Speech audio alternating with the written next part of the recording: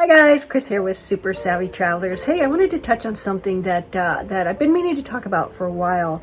And the question is, a lot of people ask me, is what is it like to be a woman, and especially a woman alone in Italy, like a woman who is, not married or divorced or whatever, who wants to come over and start a new life here. What's it really, really like? So there's a couple of things that I can talk to. First of all, the sense of community and that kind of thing. Like, you all know Bonnie, and Bonnie has come over. She's on her own, and she has been adopted by the village, and they take really, really good care of her. Like I said, that one time that she was not feeling well, I was surrounded by the locals in the piazza. Go check on Bonnie. Go make sure she's eating pasta. She eats too many salads. She needs to eat pasta. And I was like, okay, I'll force feed her some pasta.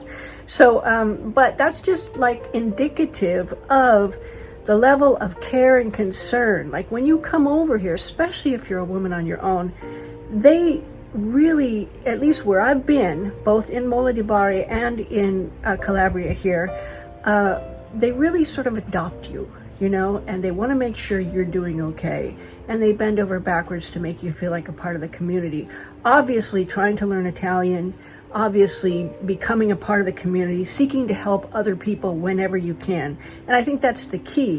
People like Bonnie, she's a nurse, and whenever anybody's ill, anybody falls, anything happens, she's right there nursing them. That's just how she's constructed. I don't think she could not do that.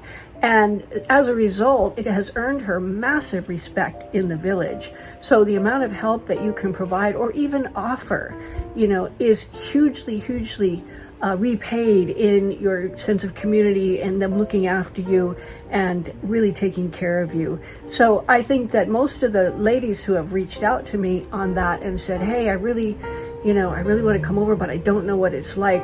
First of all, if you're thinking of coming over on your own, chances are you can do pretty well independently. Chances are you know how to reach out and talk to people. Chances are you're going to, be the type of person that does really well here.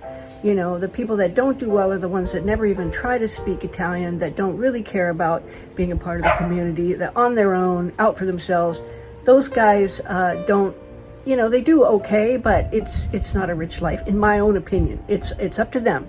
Maybe they're happier that way. That's fine. Come and enjoy the landscape, and enjoy the culture and the food and everything else. I like to be right in the thick of it and be part of the community and everything else. Now, as far as my own personal experience, Pete, on the whole, has traveled a lot while I've been here. And a lot of times I go to business meetings and things by myself because I'm the face of the brand here. And doing business in southern Italy specifically, as a woman, is different than doing business as a man. Now, I will say that the vast, vast majority of the people that we do business with here, the real estate agents, the people that work for the comunes, the mayors, and all of that stuff have been extremely respectful. The people I have had trouble with have been generally, they've got problems, just like you would find in America.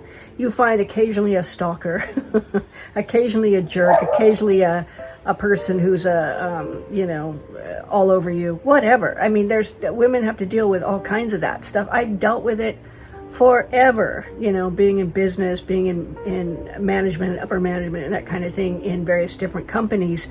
It is what it is. Clients sometimes feel like that they can take that extra step with you because they're the client, whatever. That happens in America.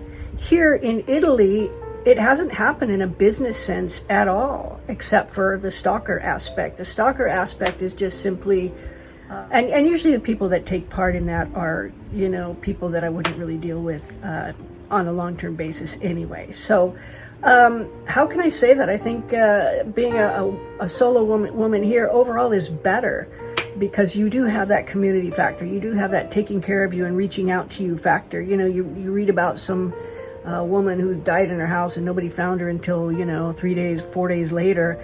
That would not happen here. That would not happen here. Always somebody looking out for you. I think if I had to compare living in the United States versus living here, and even doing business in the US versus doing business here, I have run into bad things business-wise in the United States, some really nasty scenarios. I think if you're a businesswoman anywhere, I don't know that it happens with men. It might happen with men. I know it happens to me. If you're direct and you're making waves, like good waves, you know, you're bringing money in and you're doing stuff like that, there are people that try to come after you and try to get their piece of the pie. So that is ubiquitous. That's everywhere. Okay, I'm not going to say that's in Italy only or in the US. I've found it everywhere. And, you know, there's the odd a weirdo that'll come after you and try to take things a step further, do whatever they do. It happens everywhere.